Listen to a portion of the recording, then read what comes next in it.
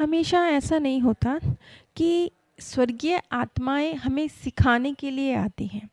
बहुत बार ऐसा भी होता है कि वो हमसे सीखने के लिए, समझने के लिए आती हैं। जीवन के प्रति आपका दृष्टिकोण ये बहुत महत्वपूर्ण होता है, क्योंकि जीवन में तो जब तक जीवन है बहुत सारी रुकावटें, बहुत सारी दिक्कतें तो आती ही रहती हैं।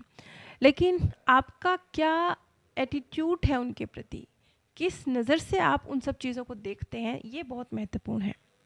हेलन केलर के विषय में हम सभी जानते हैं कि वो आँखों से भी नहीं देख सकती थी और कानों से भी नहीं सुन सकती थी, वो बोल भी नहीं सकती थी। इसके बावजूद जब उनसे पूछा गया तो वो अपने आप को वर्ल्ड का सबसे खुशकिस्मत और सबसे खुश इंसान मानती थी। ये उनके लफ्ज़ हैं कि जब ज़िंदगी आपके लिए, आपकी खुशी के लिए एक दरवाज़ा बंद कर देती है तो 4 दरवाज़े खुलते भी हैं, लेकिन हमारी नज़र हमेशा उस एक दरवाज़े पे टिकी रहती है, इसलिए हम उस खुशी को फ़ील नहीं कर पाते। और उनके जीवन में जो ये खुशी है, क्योंकि उन्होंने उस एक बंद दरवाज़े की बजाय उन 4 खुले हुए दरवाज़ों पर अपनी नज़र को फ़ोकस किया।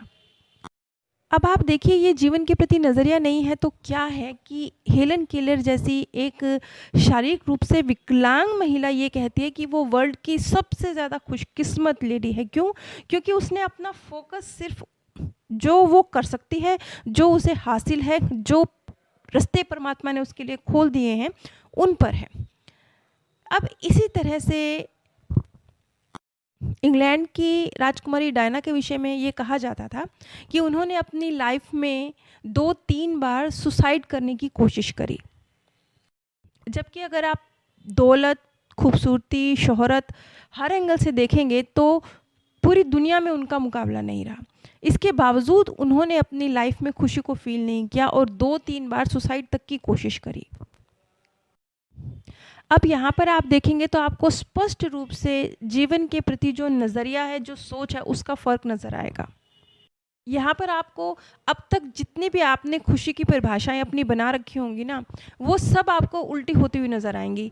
क्योंकि अभी तक तो हम लोग यही सोचते हैं ना कि ये चाहिए, पैसा चाहिए, शोहरत चाहिए, थोड़ा लोग ज़्यादा जानें, थोड़ा हम और खूबसूरत हो जाएँ, थोड़ा हमारे पास और पैसा आ जाए। हर चीज़ को हम अपनी खुशी को इन्हीं चीज़ों से तोला हुआ है ना।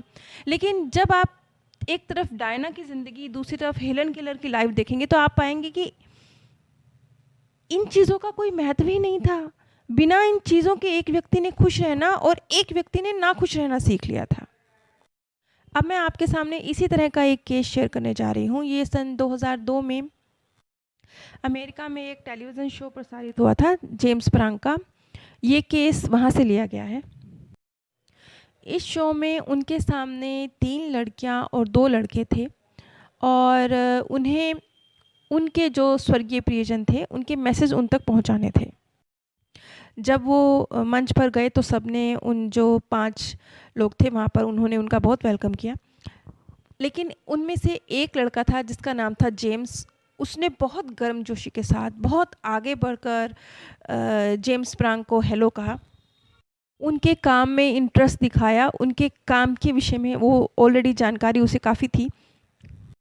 और जिस स्माइल के साथ और जिस गर्मजोशी के साथ उसने जेम्स से मुलाकात करी, वो उन्हें बहुत अच्छा लगा। जेम्स प्रांग कहते हैं कि ये जो उस लड़के का फ्रेंडली व्यवहार था, ये उसकी पर्सनैलिटी को और भी ज़्यादा निखार रहा था, उसे और भी ज़्यादा चार्मिंग बना रहा था। उस लड़के का नाम डैन था और उसकी उम्र 22 वर्ष थी, यानी अभी उसने जीवन की शुरुआत ही करी थी। तो जेम्स प्रांग ने उसे उसके स्वर्गीय पिता का मैसेज दिया कि उसके पिता कह रहे हैं कि तुम उनके लिए एक तोहफ़ा थे, एक गिफ्ट थे, लेकिन वो जब तक इस दुनिया से चले नहीं गए, तब तक इस सच्चाई को जान नहीं सके। और ये जो तोहफ़ा था, ये तुम्हारे पास हमेशा से था, बचपन से था। लोग तुम्हारी तारीफ़ किया करते थे। लेकिन उस वक़्त इसके पिता डरते थे कि ये जो मेरे बच्चे का बहुत प्यारा सा नेचर है, इसकी वजह से लोग इसका फ़ायदा तो नहीं उठाएँगे? या ये लोगों के लिए जोकर तो नहीं है, जो बस सामने वाले को हँसाता रहता है? जब ये मैसेज मिला डैन को अपने पिता का, तो डैन थोड़ा कंफ्यूज नज़र आया। वो इसलिए कंफ्यूज नज़र आया क्योंकि उसके पिता ने जीवन पर्यंत उसके जो उसकी पर्सनैलिटी थी, जो उसका एटीट्यूड था, उसकी तारीफ़ नहीं की थी, बल्कि वो इसे एक उल्टे ही नज़र से देखते थे। वो उसका एक माइनस, उन्हें लगता था कि लोग फ़ायदा उठा लेंगे मेरे बच्चे का, ये गलत है, इसे इतना नाइस भी नहीं होना चाहिए। इसके बाद उनके पिता ने डैन से माफ़ी भी मांगी। उन्होंने कहा कि मैं बहुत माफ़ी मांगता हूँ इस चीज़ के लिए कि मैंने जीवन में तुम्हारा बहुत बार मजाक भी उड़ाया। तो इस पर डैन का जवाब था कि नहीं पापा, ये ठीक है, मुझे पता है मैं लोगों से अलग था। देखिए, कई बार सामने वाला कुछ बेहतर के लिए कुछ कर रहा होता है, लेकिन हम ना, क्योंकि कुदरत ने किसी के मन में झाँकने का सिस्टम नहीं बनाया है ना, तो कई बार हम पहचान नहीं पाते। जैसे कि ये दोनों जो आत्माएँ रहीं, डैन और उनके पिता, इन दोनों के मतलब एक तरह से रोल ये था कि डैन ने रोल प्ले करना था अपने पिता को जीवन के प्रति एक पॉजिटिव नज़रिया डेवलप करने का, उन्हें जो सिखाना था, इस चीज़ का रोल डैन का था। लेकिन हकीकत क्या थी, जीवन पर्यंत उसके पिता तो इस चीज़ को समझ नहीं पाए, इस चीज़ को सीख नहीं पाए, लेकिन उनकी भावना भी सही थी। उन्हें लगता था कि मेरा बेटा क्योंकि बहुत अच्छे स्वभाव का है, क्योंकि लोगों को हँसाता है, तो लोग उसका इस्तेमाल करेंगे, इसलिए वो इन तरीक़ों से, जैसे अपने बच्चे का मज़ाक उड़ाना या भैया इतना अच्छा बनने की ज़रूरत नहीं है, उसे ये सिखाना, ये करके एक तरह से वो लोगों से उसे प्रोटेक्ट करने की कोशिश कर रहे थे। ऐसे समझ लीजिए जैसे आपको खुद तो सवाल नहीं आता, लेकिन फिर भी आप अपने बच्चों को सिखाने की कोशिश कर रहे हैं, आपको लग रहा है कि नहीं, मैं इसे सिखा दूँ। आप भूल रहे हैं कि आपको ही नहीं आता है सवाल। और इसके बाद उनके पिता ने एक बात बोली, उन्होंने कहा कि ये जो एक बहुत सकारात्मक प्यारा-सा एटीट्यूड है उनका लाइफ़ के प्रति, ये उनको बहुत आगे तक लेकर जाने वाला है। उनके करियर के बहुत सारे दरवाज़े, उनकी ज़िंदगी के बहुत सारे रास्ते इसके थ्रू खुलने वाले हैं।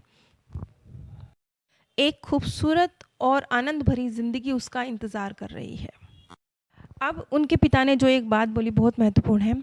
उन्होंने कहा, क्योंकि देखिए यहाँ पर ये जो हम सोचते हैं कि स्वर्गीय आत्माएँ हमें मैसेज देती हैं, हमें सिखाती हैं, यहाँ पे एक अलग मैसेज है। उनके स्वर्गीय पिता ने कहा कि मैं तुम्हें देख रहा हूँ और तुमसे सीख रहा हूँ, वो जो मैं अपनी इस पूरी ज़िंदगी में ज़िंदा रहते नहीं सीख सका। डैन कहते हैं कि उसके पापा अक्सर एक बात कहा करते थे कि तुम ना लाल कलर के चश्मे से सारी दुनिया को देखते हो। दुनिया इतनी भी खूबसूरत नहीं है। जब उसके पिता उससे ये बात कहते थे बच्चे से, देखिए एक छोटे से बच्चे से, अभी वो 22 वर्ष का है, तो जब उसके पिता उससे बचपन से ही ये बातें कहते आ रहे हैं, तो उसे ये लगने लगा था कि शायद मेरा ये एटीट्यूड मुझे जीवन में आगे बढ़ने नहीं देगा। शायद मेरा ये जो जीवन जीने का तरीका है ये गलत है। लेकिन हकीकत में यही तरीका सही था और उसके पिता जो उसके अंदर डाल रहे थे वो गलत था। अब ये, क्योंकि ये एक टीवी शो के दौरान ये चर्चा हुई थी और तो ये बहुत छोटी-सी चर्चा थी। इसके बाद जेम्स प्रांग बताते हैं कि आज की तारीख में, बाद में एक दिन जब वो टीवी देख रहे थे, तो उन्होंने उस लड़के को एक बहुत मशहूर सीरियल था, टीवी सीरियल, उसमें मेन रोल करते हुए देखा और बेसाख्ता जेम्स प्रांग के मुँह से निकल गया, good for you Dan, those rose coloured glasses paid off. आज के इस केस से हमें दो चीज़ बहुत क्लियर तरीके से समझ आती हैं कि आत्माएं सिर्फ आपको सोल वर्ड से सिखाती नहीं हैं, सीखती भी हैं। यहाँ पर अगर कुछ बाकी रह गया है, कुछ लेसन, तो कुछ प्रतिशत अगर वो बाकी रह गया है तो उसे सोल वर्ल्ड में भी पूरा करने का मौका दिया जाता है।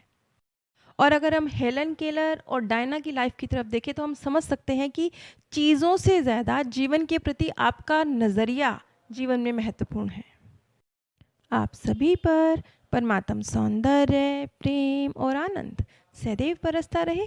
आप सभी दिव्य परम धाम में स्थान प्राप्त करें। हमेशा ऐसा नहीं होता कि